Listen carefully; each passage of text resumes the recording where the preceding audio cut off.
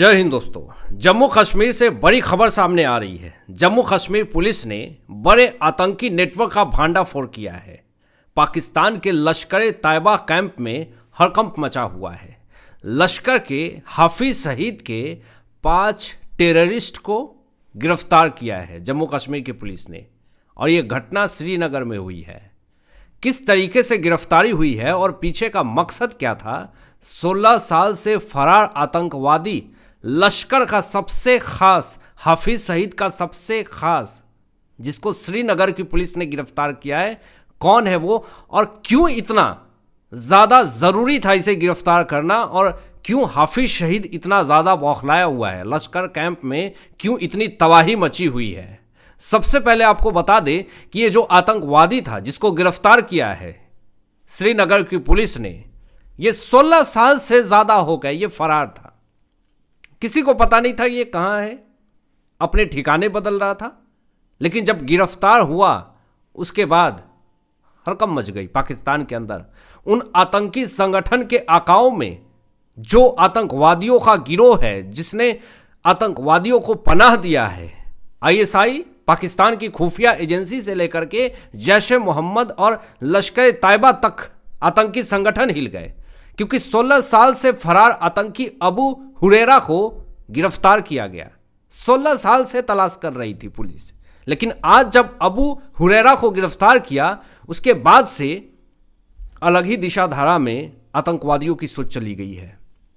मकसद क्या होता है? भारत देश के अंदर किसी तरीके से घुस करके अटैक करना, और उसकी पूरी ट्रेनिंग जम्मू कश्मीर में हो रही थी।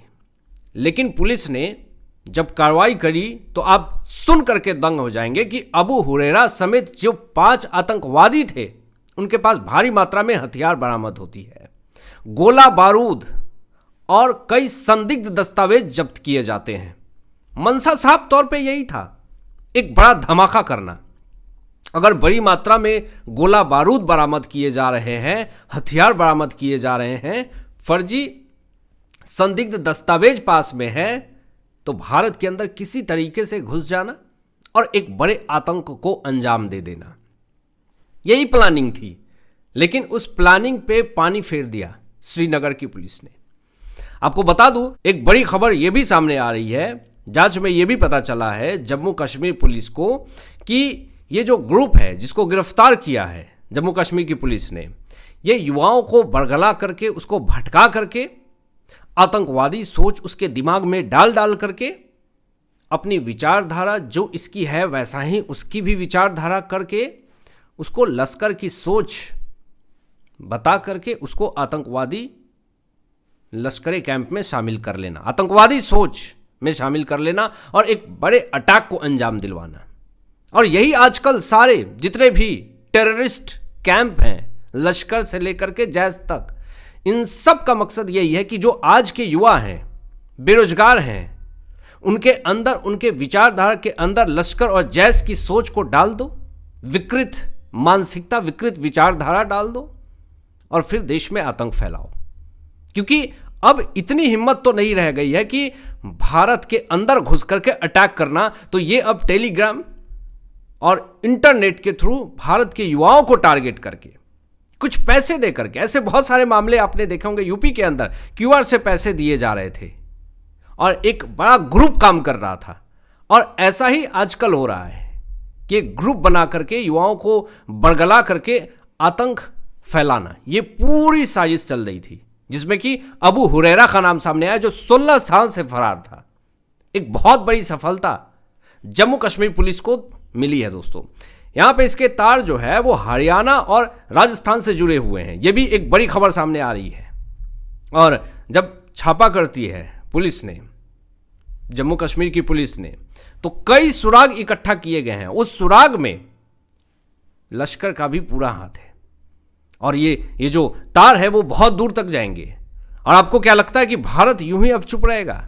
जिस तरीके से लश्कर से लेकर के जैश के जितने भी टेररिस्ट हैं, जो आका हैं, वो भारत के अंदर किस तरीके से घुसपैठ करने की कोशिश कर रहे हैं, जम्मू कश्मीर के रास्ते से घुसने की कोशिश कर रहे हैं कि किसी तरीके से भारत के अंदर अटैक हो, एक बड़ा अटैक हो, क्योंकि इनकी अब अंदर से बहुत ज़्यादा इच्छा हो रही है कि बहुत दिन हो गया, कुछ बड़ा धमाका नहीं किया।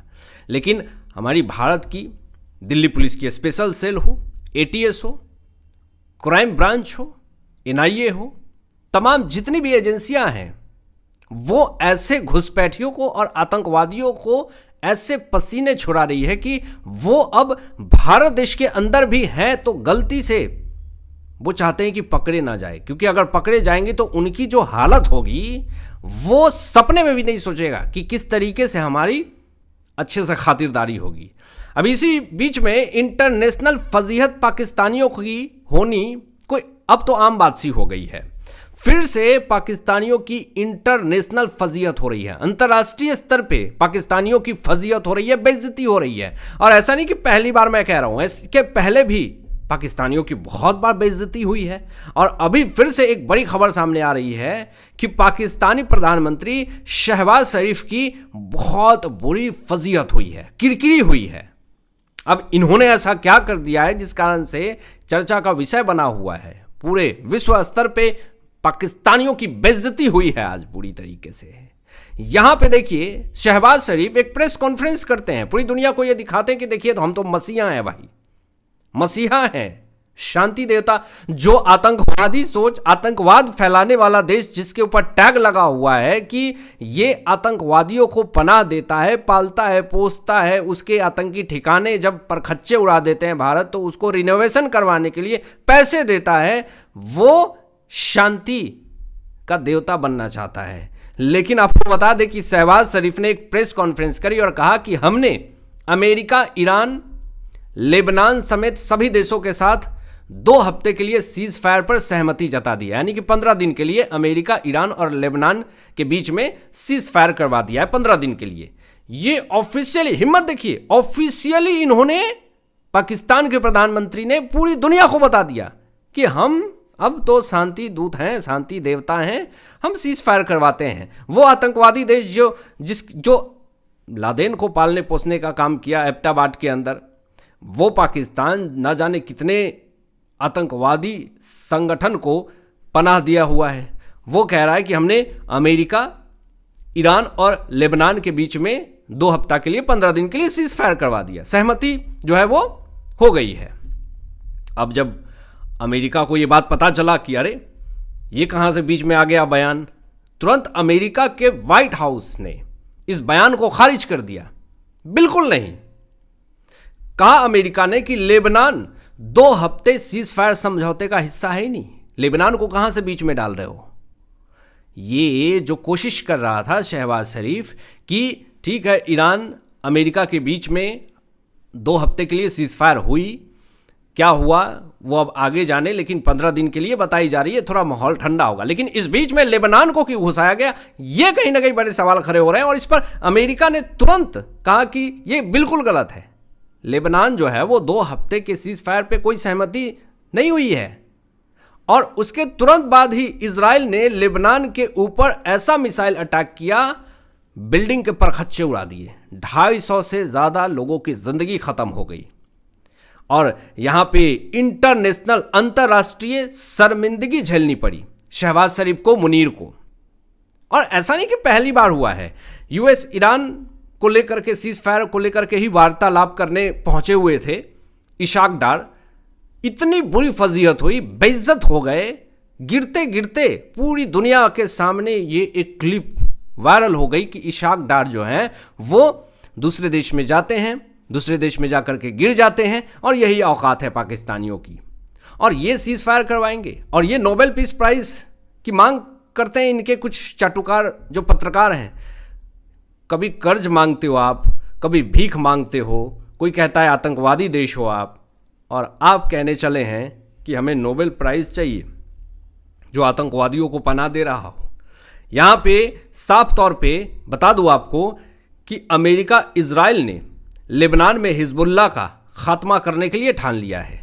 और इजराइल पहले भी लेबनान के अंदर जब तक हिजबुल्लाह रहेगा, जब तक हिजबुल्लाह आतंकवादी रहेगा, तब तक तो अटैक होते रहेंगे लेबनान के अंदर। ये इजराइल के रक्षा मंत्री ने साफ तौर पे स्टेटमेंट दिया है कि जब तक लेबनान से हिजबुल्लाह पीछे नहीं हटता तब तक हमला करते रहेंगे। लेबनान में हिजबुल्लाह जाकर के छुप बैठा है और इसीलिए इजराइल दे दनादन मिसाइल अटैक किए जा रहा है, आतंकवादी को खत्म नहीं कर पा रहे हैं, सीज फायर करवाने चली है पाकिस्तान। बताइए, आतंकवाद पाकिस्तान के अंदर पनप रहा है, पूरे विश्व के अंदर घुस घुस करके लोगों को परेशान कर रहा है, धमाके दे रहा है। आप अपने देश में आतंकवाद को ख़त्म नहीं कर पा रहे हैं और आप सीज फायर के ठेकेदार बनने चले हैं।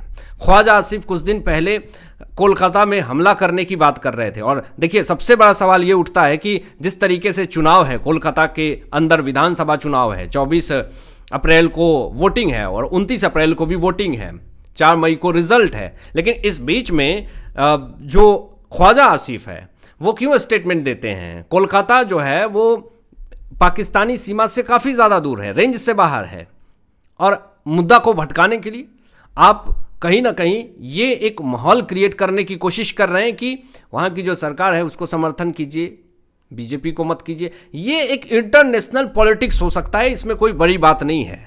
मुद्दा भटकाने के लिए पाकिस्तान ने जिस तरीके का बयान दिया है, पाकिस्तान को भी ये बात पता है कि कोलकाता के अंदर ये अटैक नहीं कर सकते हैं, पाकिस्तानी सीमा से कोलकाता बहुत दूर है।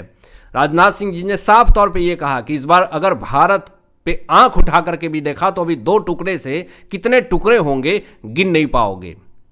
राजनाथ सिंह जी समय समय पे डोज देते रहते हैं, पाकिस्तानियों का औकात दिखाते रहते हैं।